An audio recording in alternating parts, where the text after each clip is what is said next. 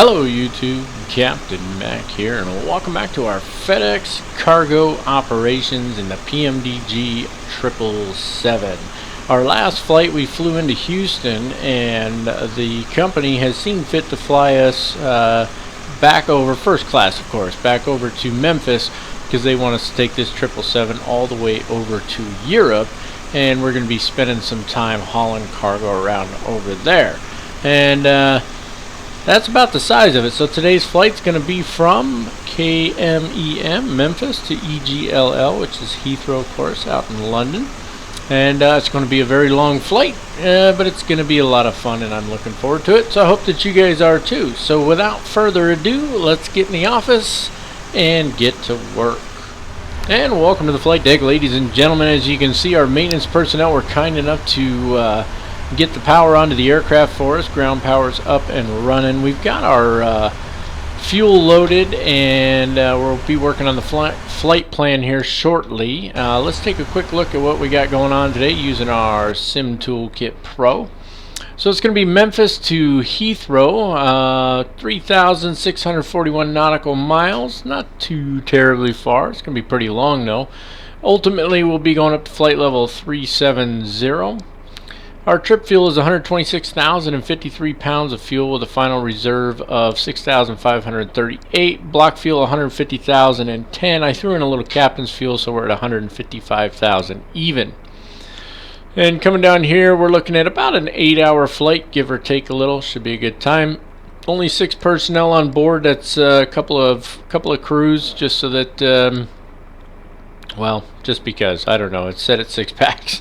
Cargo is going to be 162,900 pounds with a total payload of 164,200 pounds, and our zero fuel weight is 482,500 pounds. Alright, so that's the long and short of everything. So let's take a look at our pre-flight here. Block fuel has been loaded. Payload's been verified and is being loaded now. Parking brake is not set. Once again, there it is, it's set now. Battery switch should already be on, but let's just double check. There it is. Battery switch is on. Primary flight computers, auto and guard closed, which they are. That's this guy right here. Thrust asymmetry compensation is on right next door. Basically, we can just kind of start going down here. All of these are supposed to be on. External power obviously is on. All of these are on with the lights, the fault lights, or the, not fault lights, but the off and the drive lights showing. Coming back up over here, this guy's guarded and closed. Emergency lights are on. Service interpath phone is off. Supernumary oxygen is guarded and closed. All the window heat is on. Ram air turbine is off and guarded closed. And it's supposed to be on, everything off, and those are off, and then all the fault lights on as well. Seatbelt sign can go on. We don't need any of these lights here. We can do our fire and overheat test. That's for the APU and then the cargo as well. And EEC modes are both normal with guards closed. Start switch is both normal, and auto start is on.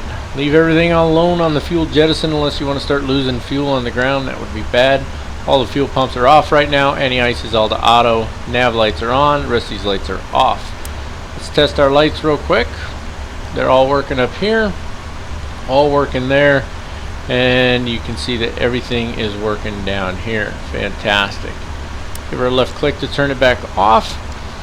And coming back up over here, equipment cooling is auto. Recirc fans are on. Air conditioning is on normal. We don't need to reset it. The alternate vent is guard closed. All of these guys are on auto or the 12 o'clock position. Left and right packs are on. Trim air is on. Bleed air, isolation switches are all on. Bleed air for left and right engine and the APU are on and auto. Pressurization is all set to auto, and the wipers are off. And the last thing to do is the add a route, this guy right here. Click it up over there, and that takes us to our FMC initialization. In case you didn't notice, we're going through things a little bit quicker here. We've done this a bunch of times now, so we're just going to continue to press on here so we can get this bird in the air. We got a schedule to keep after all, right folks? Alright, starting with our ident page, it is the proper aircraft model. It wants us to enter our inertial position. We'll do that in a minute. There's our engines, and our air-act cycle is up to date. Go to position initialization. We'll put in KMEM. There we go. Go to next page. We can grab our GPS position up here. Maybe. No, I guess we got to grab this one. There we go. 3504 and 08958. That's the same as our current GPS position here. We can put that in, and we are good to go. You know, I don't think I've ever really paid much attention to these other pages. Have you guys? It's probably better to grab it off of the GPS here, huh? Anyway, moving on. Let's go to our route page, and let's request our route. We put it in the 777 folder, and there it is right there. Request it. And it's requested now. We'll give it just a minute to load it in there, or to find it, and then we'll load it. There's the request sent.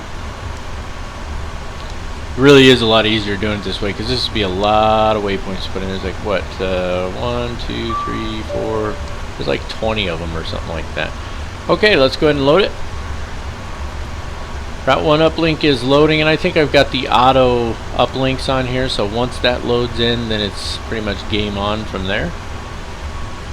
So we're just going to wait until it, yep, there we go. Activate, execute, and the flight number is 2305.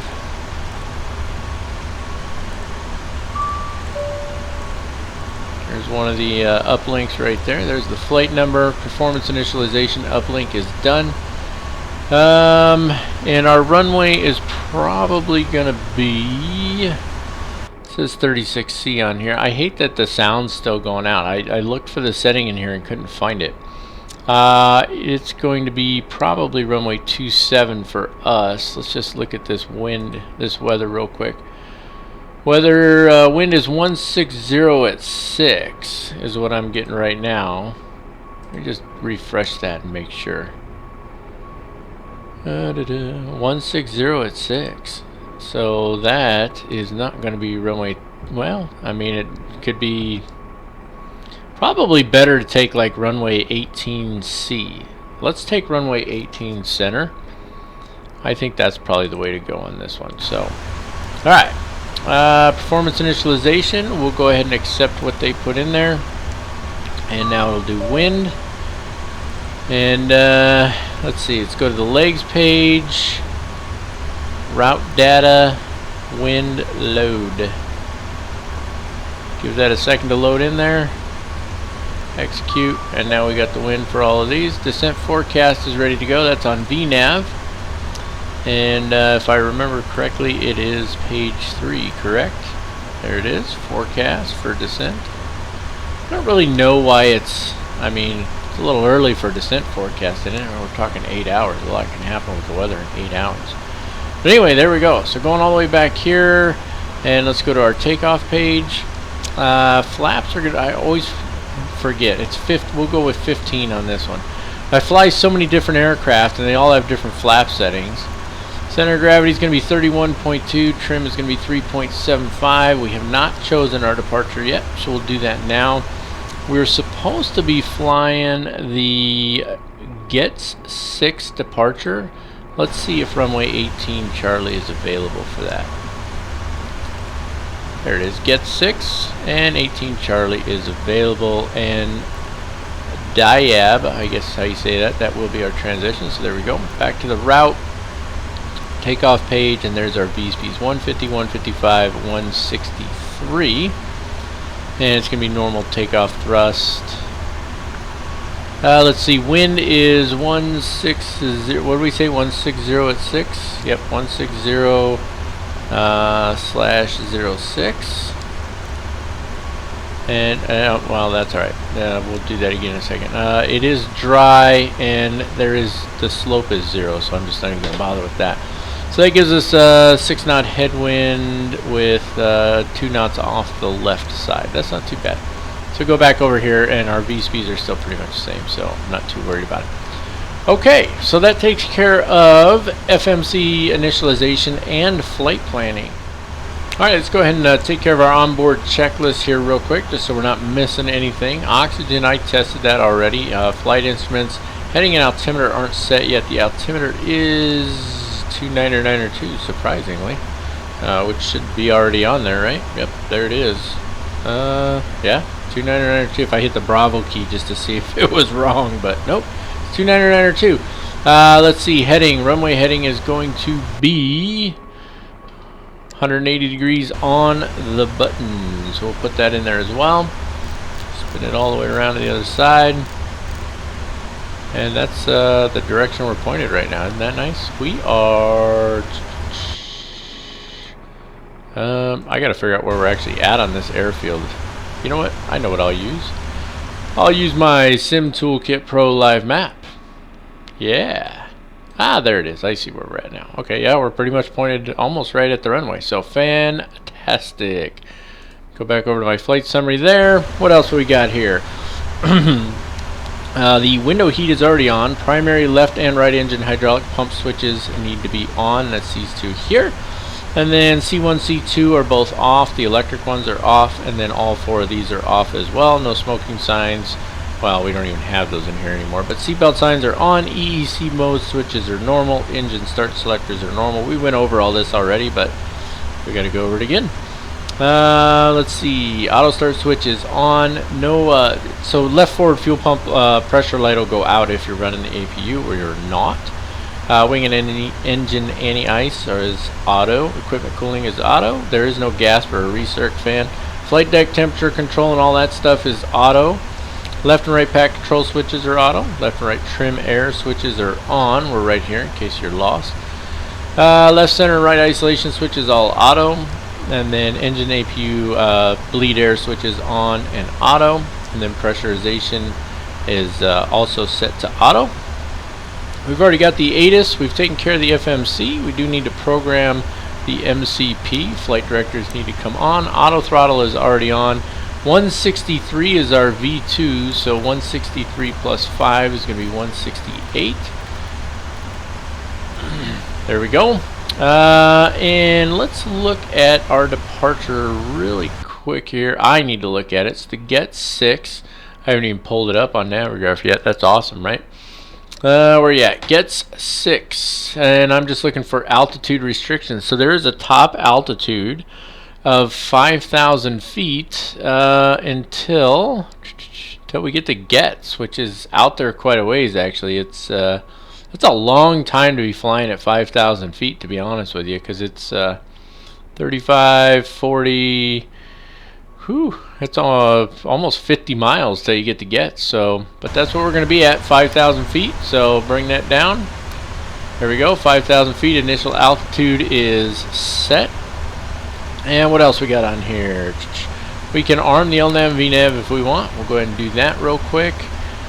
And heading altitude set, flight instruments set, no flags. Auto brake goes to RTO. Comm and audio panel is set. Transponder, we need to test the TCAS. Set this to 2336 because that's what we're going to fly on right now. Still hoping that the ATC stuff gets going here soon. We'll see what happens. Test the TCAS, make sure it's working. There it goes. Aileron and rudder trim is set to 0, and that brings us to our taxi and takeoff briefing. TCAS test pass. Alrighty folks, taking a look at our ground chart here. We had to flip it sideways so we can see a little bit better. Our ATIS is going to be on 127.75, Memphis clearance on 125.2. Ground control for us is going to be 121.9er. Tower will be 119.7, and then Memphis departure will be 124.15. Now we were up on this portion of the cargo ramp, and I'll zoom it in even though it's sideways. Taxiway north of Taxiway Victor, and then I'm sorry, Taxiway November north of Victor, Charlie north of Victor, and Sierra north of Victor designated as non-movement areas. Prior permission required for taxi clearance, and so on.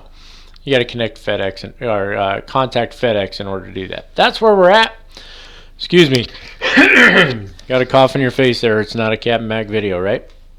When we push back, we will move on out this way over here to, we're going to come down 10 to Sierra. We'll cross over runway 927 at Sierra, and we will come right down here to Bravo, and I'll hold short at the Bravo entrance to runway 18 Charlie. Pretty straightforward. Let's take a look at the departure itself. Oh, you're killing me here. Hold on, let me log in. That's one thing that is driving me nuts, and I don't know if this. I'm going to talk to the developer of this Sim Toolkit Pro. I don't think there's anything he can do about it. I don't think it's his program. It's Navigraph charts. It's like they have this thing now where you have to log in like constantly, otherwise they're not happy with it. It's a little obnoxious. Anyway, here we go. Our Get 6 RNAV departure, again, runway 18 Charlie is going to be this guy right here. All right, and this will be a little easier if we take a look at our narrative. So climb on heading 180 to intercept course 161 to Ribs, then on depicted route to Get. So pretty straightforward. 161 out here to Ribs, then it's a left to 094 out to Henner, then a left to 061 out to Wirtz. 30 miles at top altitude of 5,000 feet out to Doug, right to 073, then to Getz, and then we can start our climb from there. That's pretty crazy, but that's what it says on here, so that's what we're going to do. Speed restriction, accelerate to 250 knots. If unable, advise ATC. So they want you at 250 knots, so we shouldn't have a problem with that. We should be heavy enough that we'll actually need to go just a little bit faster. Takeoff obstacles, I'm just looking, I don't see any on here there's for 18 right, and it doesn't look like, yeah, I don't see any for 18 center. So I think we're good to go. Transition altitude is going to be 18,000 feet as it is all across the U.S., and that's going to change when we get over to Europe. Alrighty folks, cargo's all loaded up. Let's get our doors closed here. We can go to FS Actions, Doors, and then close that one. Close that one. Close, close, close. Close them all. And then we need to go back here because we have to arm this one. We're good on this checklist. Let's go to the next one. Before start checklist, we'll be rolling into that here momentarily. Still closing the main deck cargo door. Being nice and slow about it. We'll make sure that closes up, and let's start looking at our before start procedures. Cabin and cargo doors closed and armed, just waiting on that one door. External power and air needs to be disconnected. We need to start the APU first. Right click once, right click twice. You see how that pressure light went out on the fuel pump. And then if we hop down here and we set this to status, we'll see just momentarily here the APU will start spinning up. And that cargo door has finally closed, so we can go back over here to FMC, put this one on the legs page, that one stays on the takeoff page, and I'm just waiting on that APU. Not really sure what's taken. There it goes. It took its sweet time, didn't it? Okay, so APU's spinning up. We'll come back and disconnect ground power here. Probably should have just left this on because we're going to need ground connections. There we go. Alright, moving on. Jumping back up top here, right electric demand hydraulic pump selector needs to go to auto. That's this one. And then you go to primary C1 and C2 electric hydraulic pump switches, these two here. And then you do the left demand pump selector, and then you do the C1 and C2 air demand hydraulic pump selectors, these two here. Alright. Left and right fuel pump switches all need to come on. And I don't think we have any fuel in the center, but let's just double check. There's a little bit in there. It's a little low, but there's fuel in there. So we'll turn those on as well. And what else? Seat belts are good, are turned on. Beacon light needs to come on. And then logo and wings, we don't need those right now.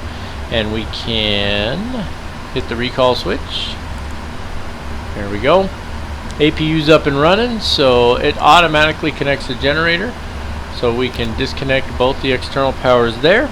We can hop down here, disconnect the air conditioning cart, disconnect that guy right there, and just double check, make sure those parking brakes are on, which they are. So we can disconnect the ground, the wheel chocks as well.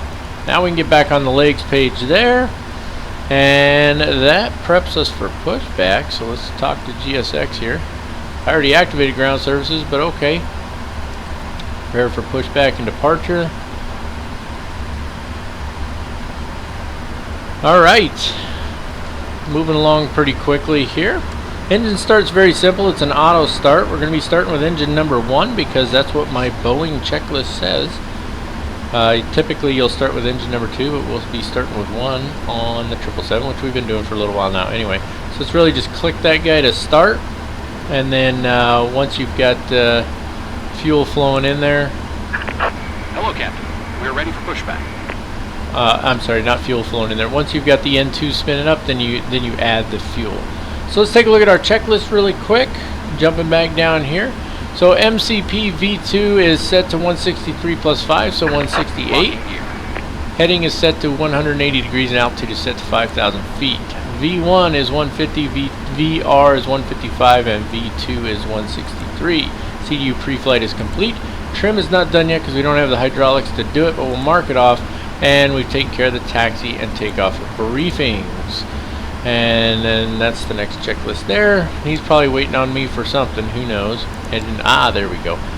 Use auto-saved quick edit pushback. Departure check completed. Bypass pin inserted. Release parking brakes. Commencing push. All engines clear. Start at will. Alright, so let's start engine number 1. We'll jump over to this view here. It's a little bit easier to see. Left click goes to start. You can see the N2 spinning up. Go ahead and introduce the fuel. Quick and easy. It's, like I said, it's an auto start, so. Let's double check our doors while we're waiting on that. We should have all A's. Yep, there we go. That means they're armed. What else we need to check here? Flight controls. We can't. I don't think we can do our trim yet. We're 3.75. Yeah, we gotta wait for those engines to finish up. It's interesting that the ailerons are up there. Are they up on the outside too? They are. I wonder why that is. I wonder if that has something to do with the hydraulics or what. Does anybody know? I've never noticed that before, but I've never gone to this page before either. I've never needed to, so.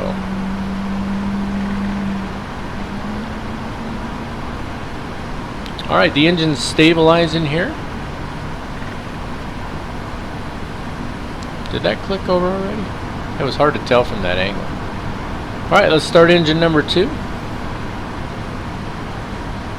There's the N2 coming up. Turn the fuel control on. Should be parked here momentarily. Set parking brakes. Waiting your confirmation for good engine start. I don't know why it's a different voice that says that. I find that kind of strange, don't you guys?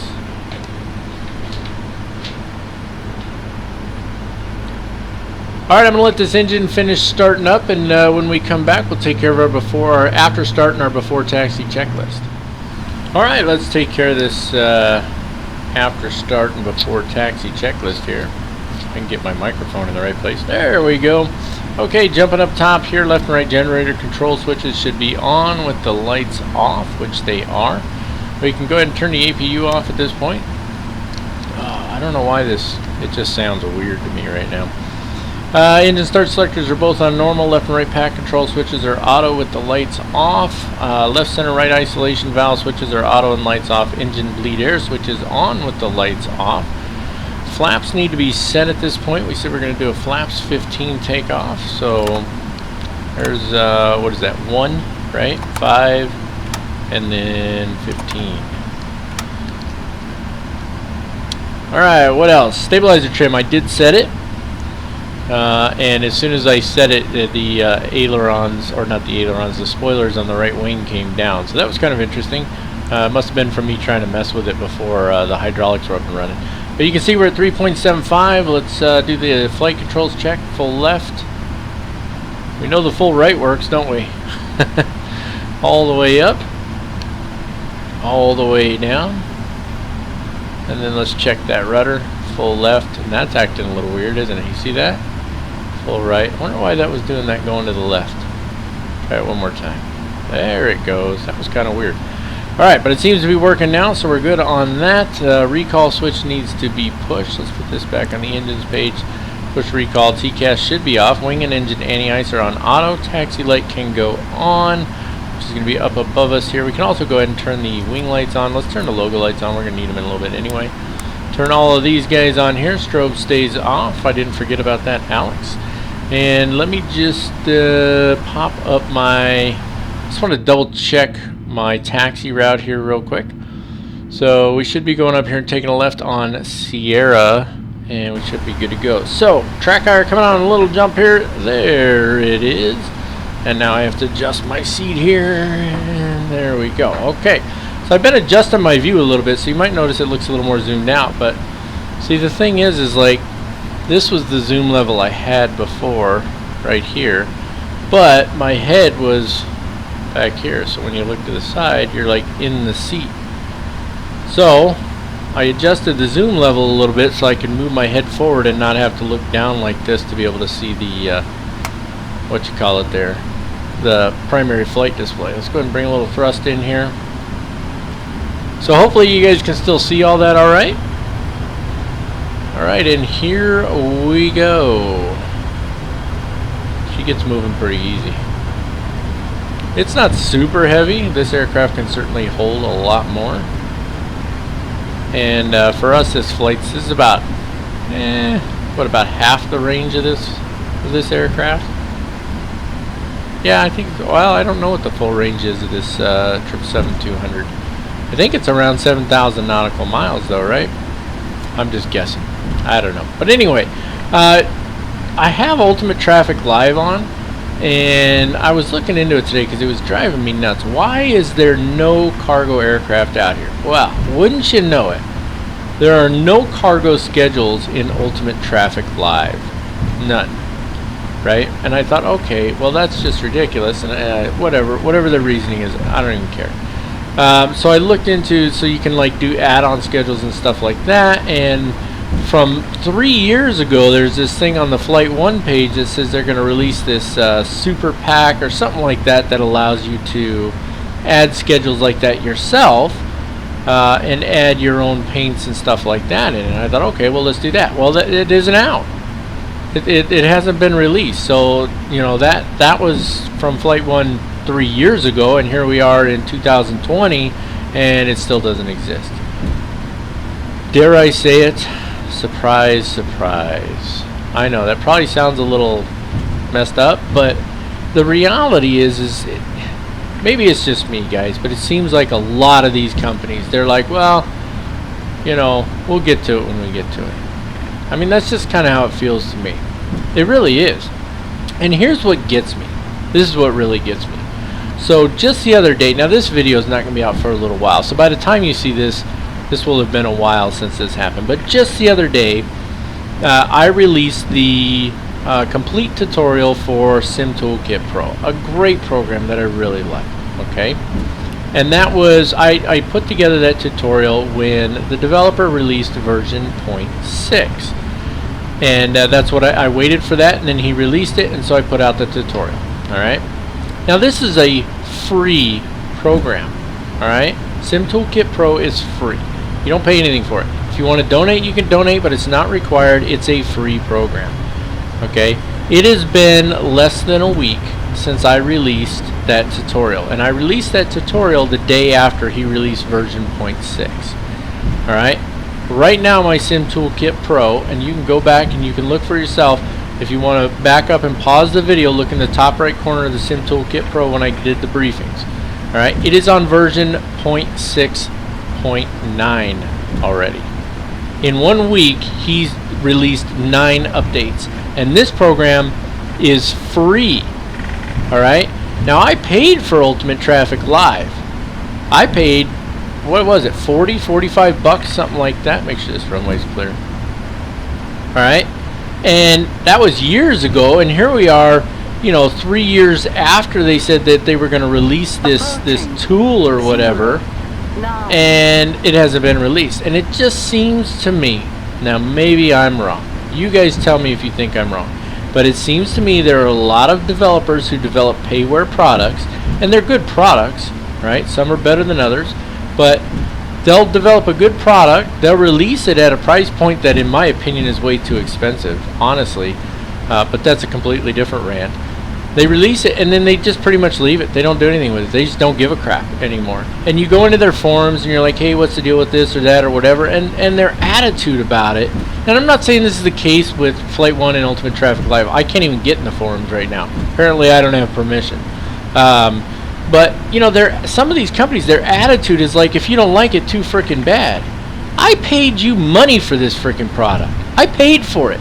I paid for a product. The least you could do is freaking update it and keep it going properly and all that good stuff, right? You know, you tell me you're going to release something for this, release it. Make it so that I can add FedEx schedules in here, you know, but apparently not. So anyway, there's my little rant about that. I think it's ridiculous that you pay money for a product and you can't get a developer to you know, keep up with it, you know, updates, all that stuff, you know, and then some of them, their attitude is just like, well, too bad for you.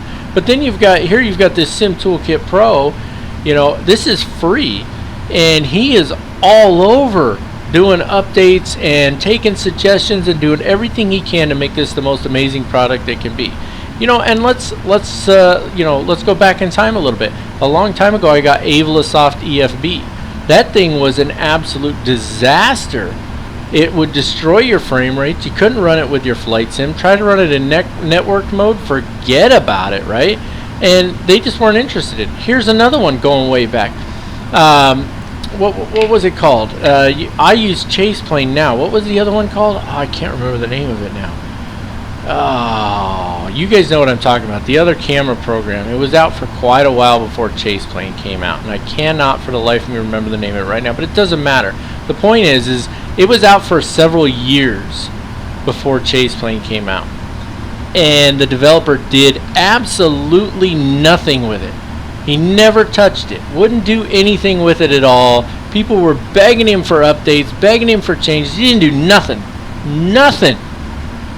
And then Chase Plane came out, and all of a sudden there was a version 2 and there's updates coming out. You know what? Screw you, dude. Forget you.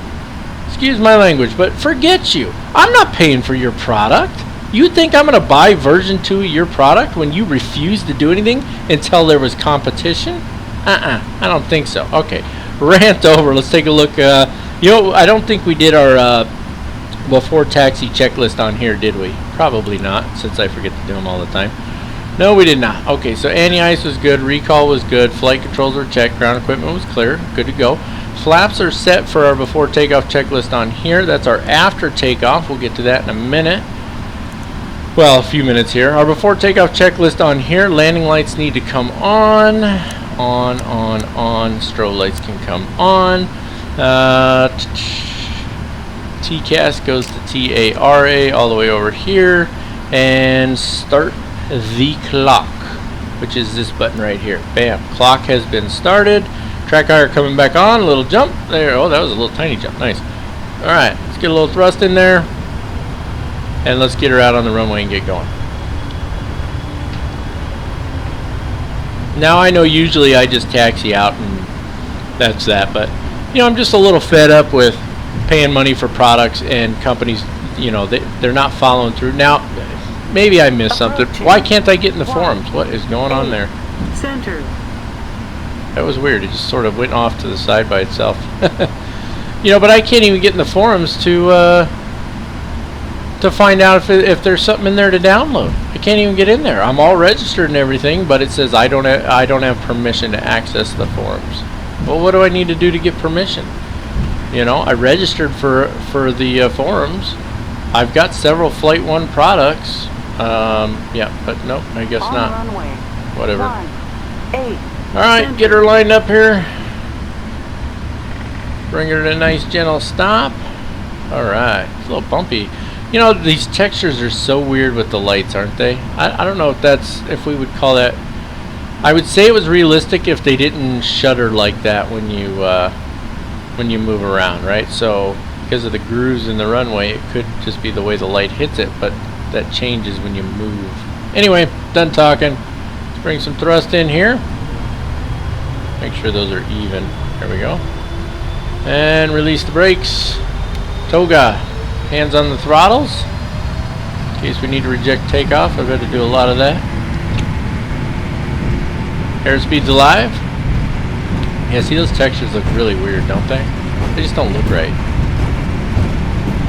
80 knots. Man, we're going to be airborne in no time. Man, the engines on this thing have power, don't they? It's amazing. V1. Rotate. we go. V2. Positive rate. Gear coming up.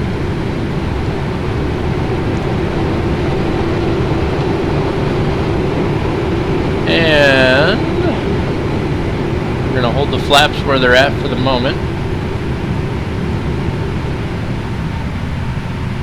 Looking good. I love the sound of these engines too. Nose down just a hair. Now it's going to want us to bring it down more so we can accelerate. We have to accelerate to 250 knots. That's what the departure procedure calls for. There's our turn. Just watch out that nose doesn't just dive on you when you go into the turn, right? And we still want the nose to come down a little. We're trying to get the speed up a little bit more. Just let that nose settle on that horizontal bar there. There we go. Nice. You gotta watch it when you roll out of the turn because you'll have more lift all of a sudden. Coming up on 5,000 already. Bring up the flaps. Just a little tight in our turn there. And I'm still hand flying. I'm gonna see if I can, you know, get her and hold her at 5,000 properly. That'd be nice. Oh, there we go.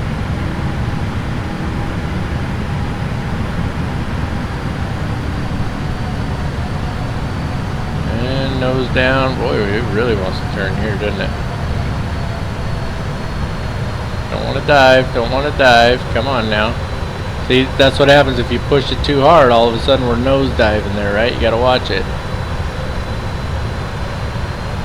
Bring her up just a little bit. There we go. Alright, settle down, baby.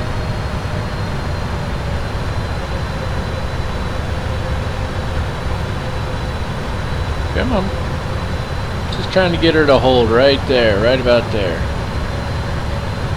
There we go. It's a little harder in a turn, especially when you have no feel, right? Having no feel in the aircraft definitely makes it harder. Go ahead and bring up that last setting of flaps. I know the flight director wants us to bring that nose up higher, but that's just not going to happen. That wasn't the last setting of flaps, my bad.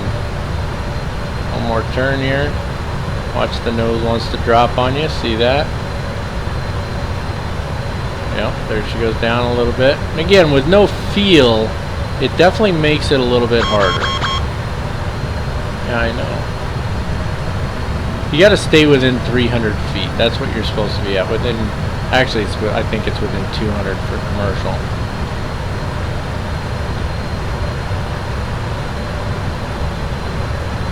Just trying to get her trimmed out. Let's get the flaps all the way up now. Go. Not too bad.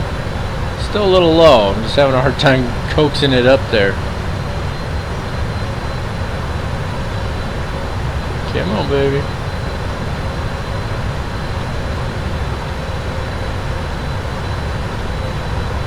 Is my trim even adjusting? I feel like it's not. I really do. I feel like my trim's not adjusting at all. Alright, let's get the autopilot on, let it do its thing, because it's much better at it than I am, obviously.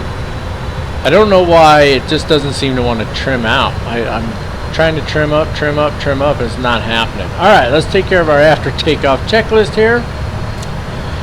Landing gear is up. Auto brake is off. We're not above 10,000 feet. Seatbelt signs will stay as they are, and then transition altitude will be at 18,000 feet. Let's take a look at our after takeoff checklist really quick. Actually, I can jump up here first so we can select it. And as you can see, it is completed, so we can just click on normal, so it takes us to the next one, and then we'll jump back up top here, put that back on the engines page, and that means, ladies and gentlemen, you guessed it, it is time for some of that long 5,000 foot and then obligatory elevator music.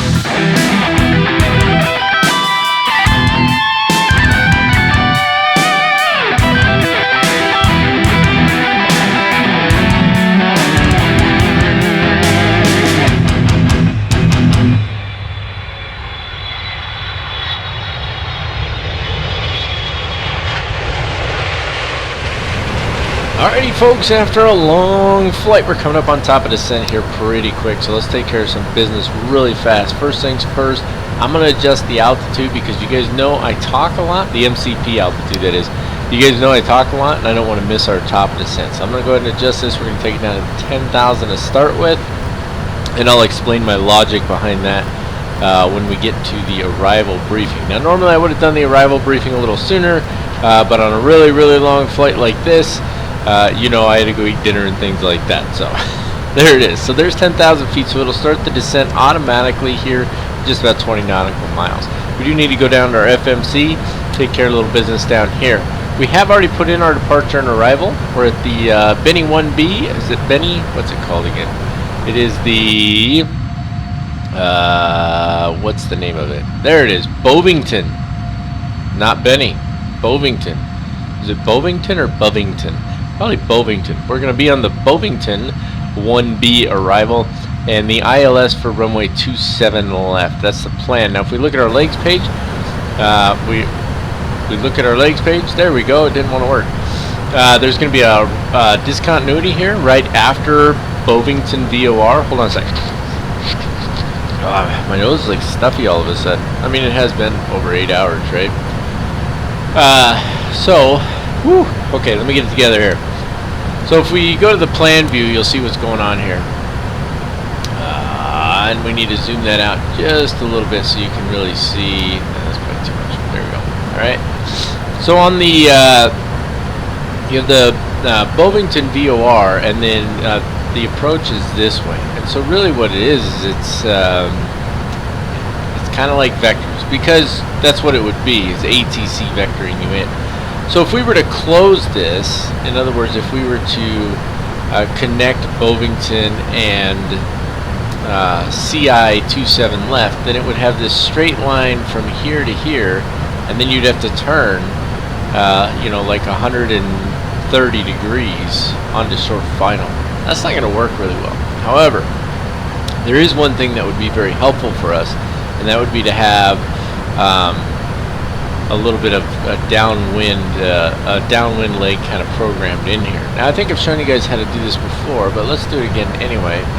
Press on BNN, and then you type in a heading. In this case, we're going to go 090 because it's pretty much direct downwind.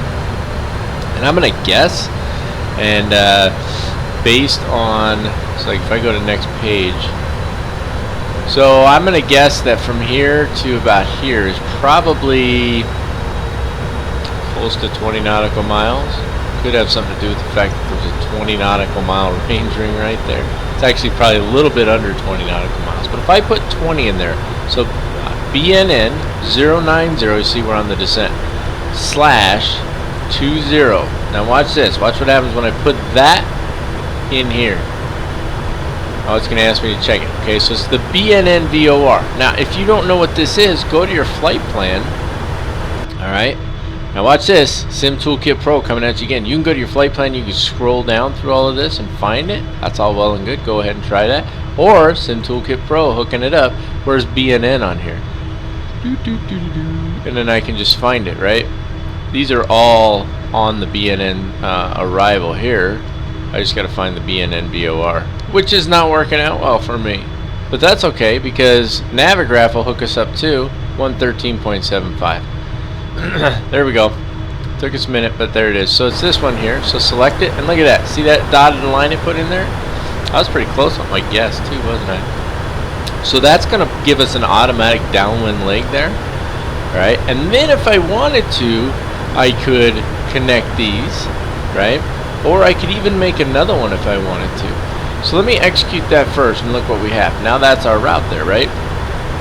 And that probably put us, you know, way underneath our needed vertical path here. Anyway, what else?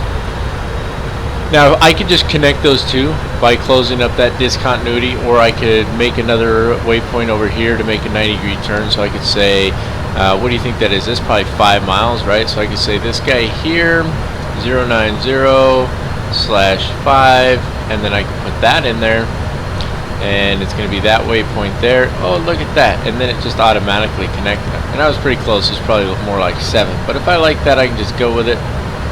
and then I can connect these two here, and now I've got basically a base leg. Alright, makes sense to everybody? Good. I'm glad it does. Alright. Let me turn those back off, get rid of that. What else we got to do here? Recall needs to be checked, which it is. Transition altitude. This is the last thing I want to do here. Now, last time I couldn't get this to work. Let's see if I can get this to work properly this time. So, VNav, page 3. Somebody said it should be right here. But I don't see it.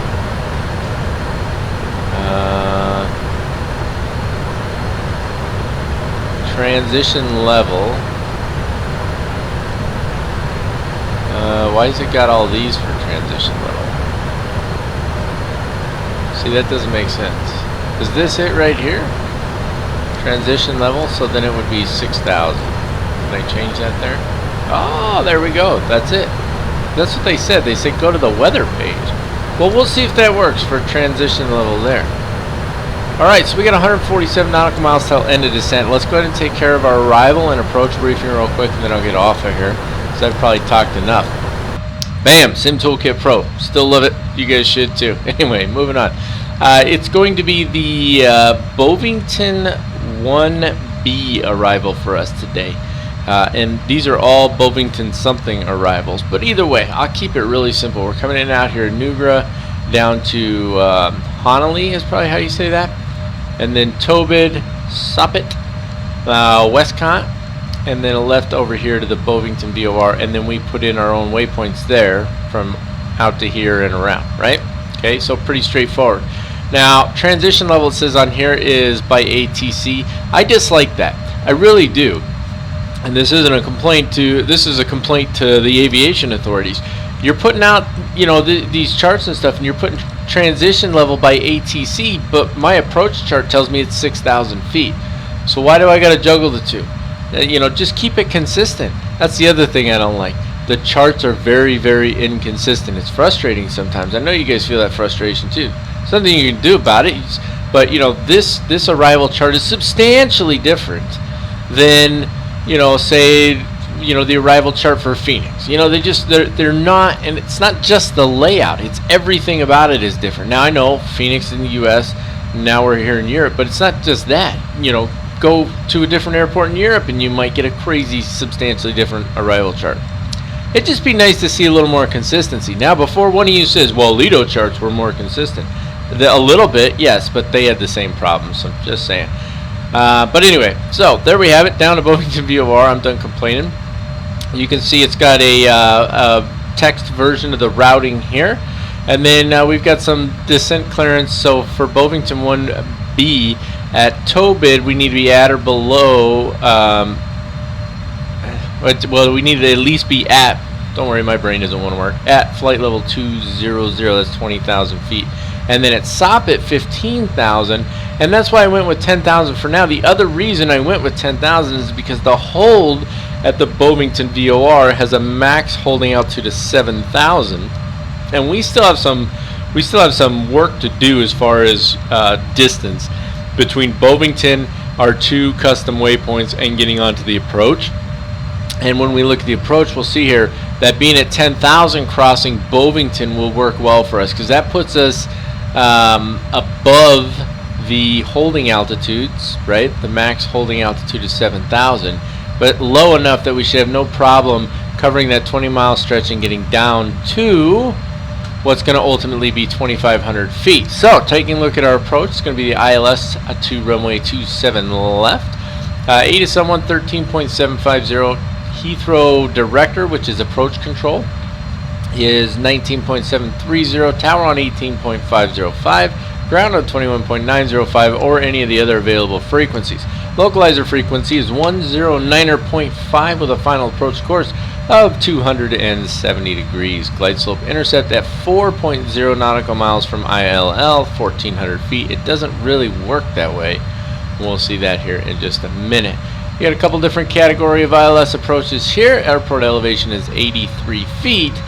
So like I was saying, we've got, you know, 20 plus another, you know, 10. We got plenty of time to get from 10,000 feet down to at least 2,500. Missed approach, climb straight ahead when passing 1,080 feet or as you're crossing over the ILL. This is the ILS equipment. I forget the name of it right now. Anyway, whichever is later, so either as you're crossing over ILL or as you're passing 1,080 feet, whichever is later, climbing a turn to the left on track 147 2,000 feet, and then when passing 6 nautical miles from the London BOR, climb without delay to 3,000 feet, then as directed, and on she goes. Pretty straightforward, right? Let's see, minimum safe altitudes in this area for this little sector up here is 2,200 feet. Everywhere else around here is 2,100 feet. I always forget to cover those. Transition altitude, 6,000 feet, but then it does say here, to be fair, transition level by ATC, so fair enough. Coming in out here, 7.5 and then 4.0.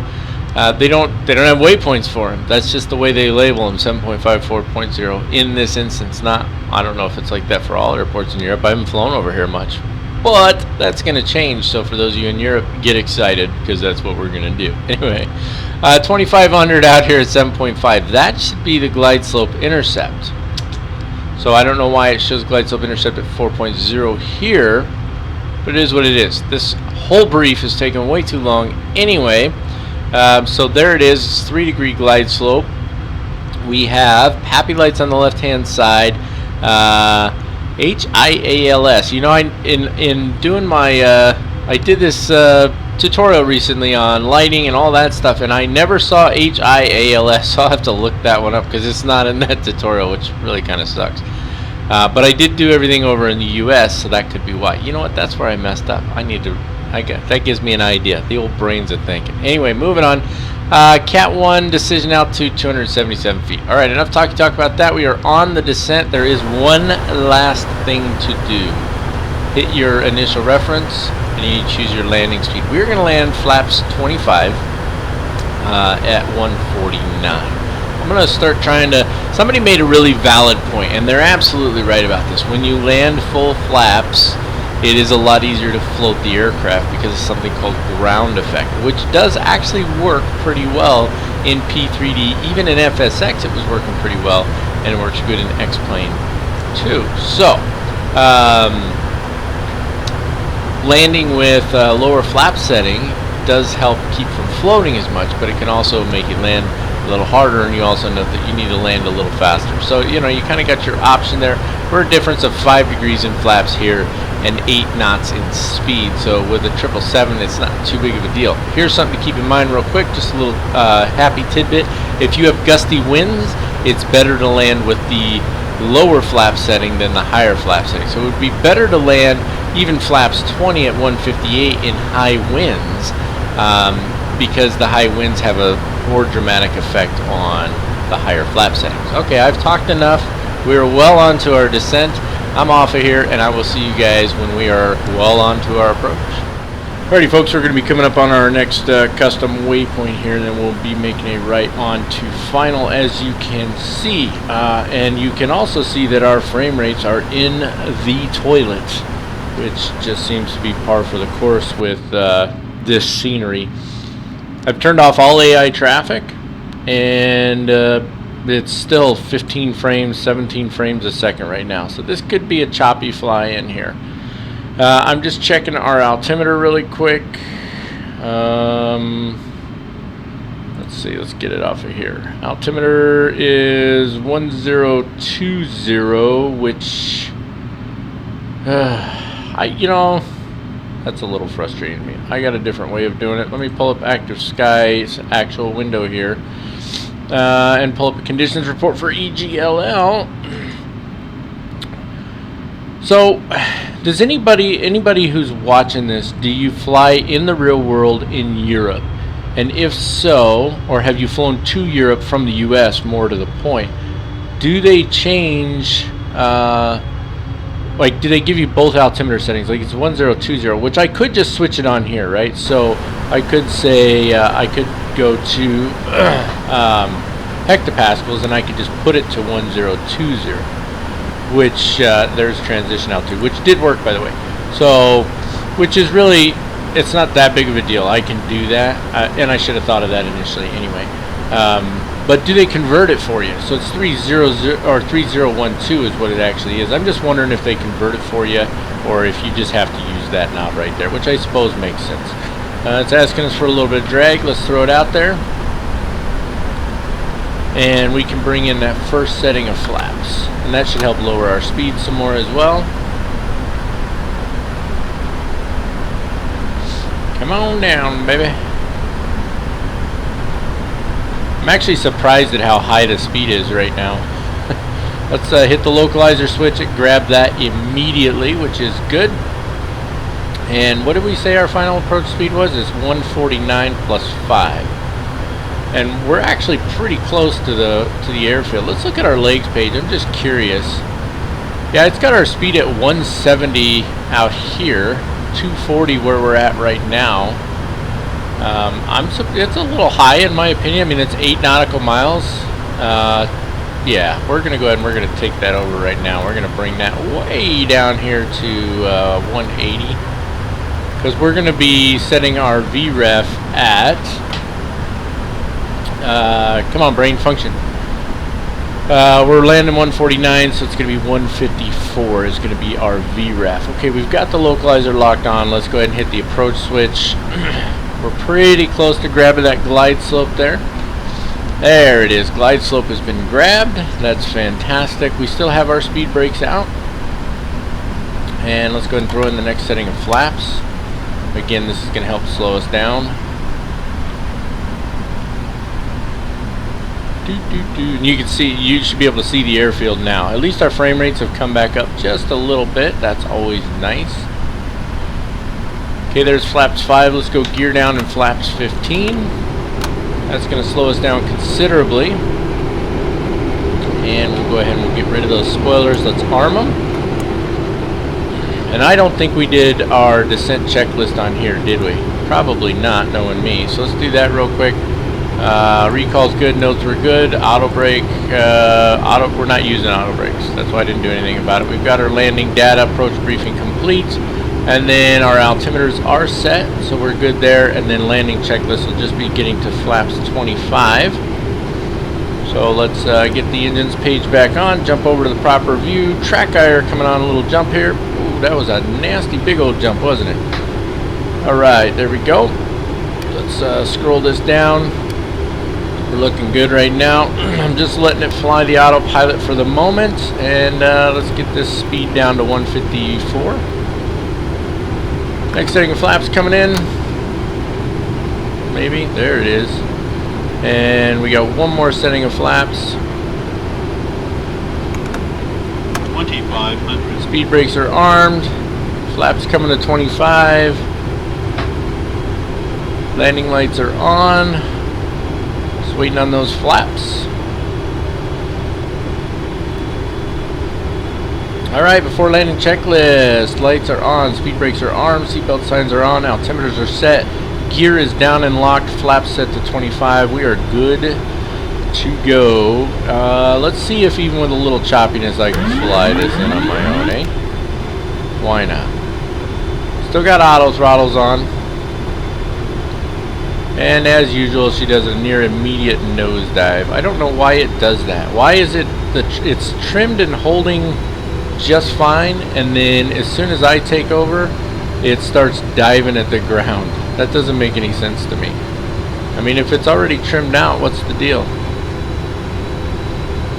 Alright, remember our PAPI lights are on the left hand side, so the runway for whatever reason does not look all that clear right now.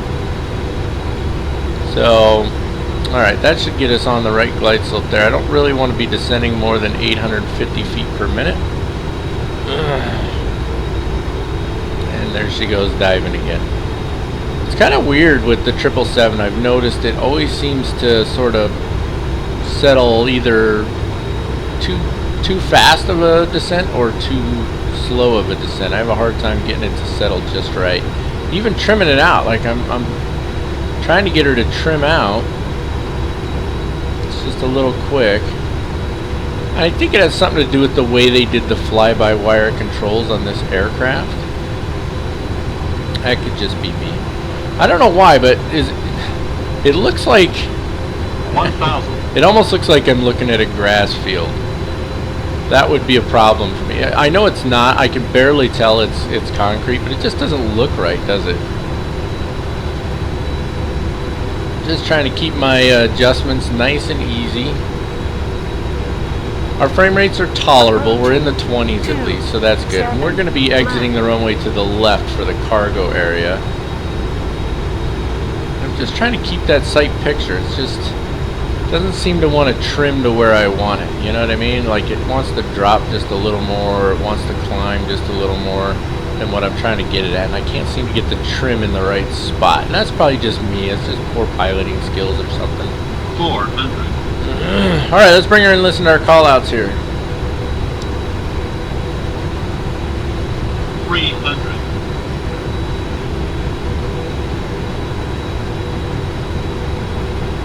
200. Just a hair low.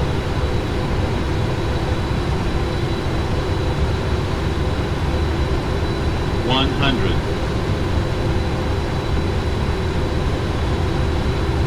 50. 40. 30. 20. 10. Come on, settle. Come on. Woo! Minus 99 feet per minute.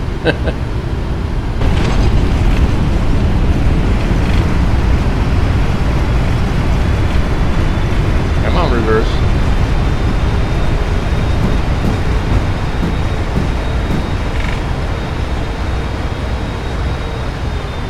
Take our high-speed exit here, because I usually don't get to take those.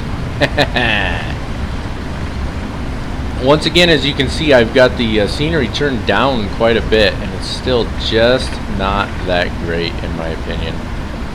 Just not really impressed with this scenery. Sorry guys, UK 2000, I think that you probably did a wonderful job on the scenery as far as how it looks if you have it cranked up, but as far as how it performs, not so great.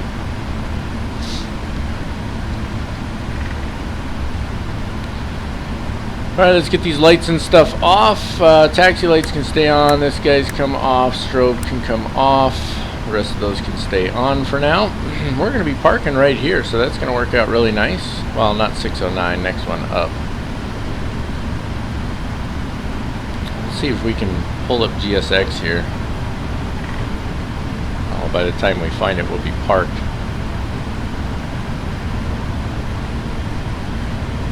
Yeah. We'll just park it and then we'll pull them up. So 809 is where we're going here.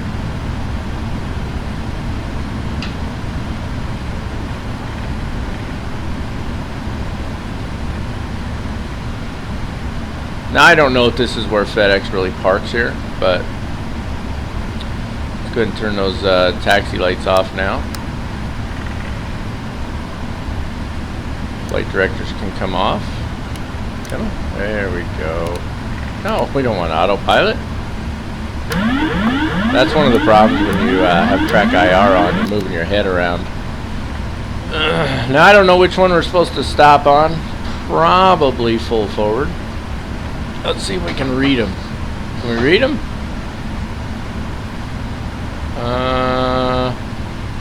I don't see it. Oh, there it is up there. See it right there, Boeing 777. Okay, I'm going to guess, and then we're going to look and see how close I get, okay?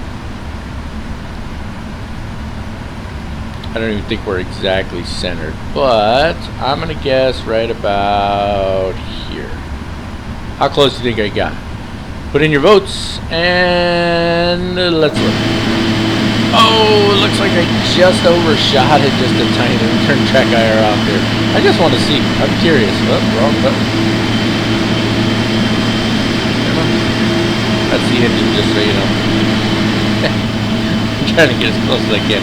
I wasn't quite centered. Oh, look at that. I overshot it by just a couple of feet. That's not that bad, actually, right? Alright, let's get the parking brake on here. There we go. Oh, come on. Parking brake on. And, oh, you know what I forgot to, you know what I didn't do? I didn't start the APU. You got to start the APU as you come off the runway. Alright, let's take a look at this after landing checklist while that APU's spinning up. Landing lights are off, strobe lights are off, taxi light is off now. APU selector was supposed to come on, wing and engine, anti-ice, we're still on auto. Speed brakes down. Oh, I didn't do brakes and flaps either, did I? So speed brakes, let's bring those flaps all the way back up. That wasn't bad, minus 99 feet per minute, right? It floated a little. I really tried not to float it, you guys. I'm trying not to do that anymore. And then transponder mode needed to go to standby. We also should turn the weather off, so we just fried everybody there. Good job, Captain Mac. Transponder on standby. And then let's put this on status. And just waiting for that APU to finish spinning up, and then we'll go right into our shutdown checklist. Okay, APU's up and running. Let's just verify the APU gen is on, which it is. That's this guy right here. So we can come down here and shut the engines off. 1 and 2. And now that that's done, let's call GSX and see if they give us any craps about deboarding. And it looks like they're not going to, so let's open up some doors here. Go to menu, FS actions, starting with the doors, disarm, open that one, and open these 3 here.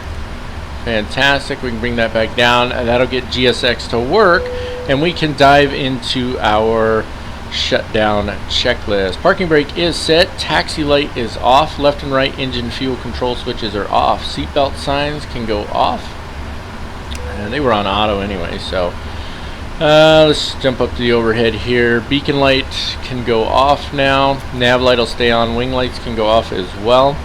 C1 and C2 air demand hydraulic pump selectors off. That's these 2 here, and then it's the left electric demand hydraulic pump selector. So then it goes this one, then it goes these 2, then it goes this one. Those 2 stay on. That's the order you're supposed to do it in. Left and right fuel pump switches off. And we'll connect ground power here in just a second as well. Flight directors are already off, and then APU selector as needed. So if we go back over here, and we can go ground connections. Let's set the chocks. Let's connect the ground power and the air unit.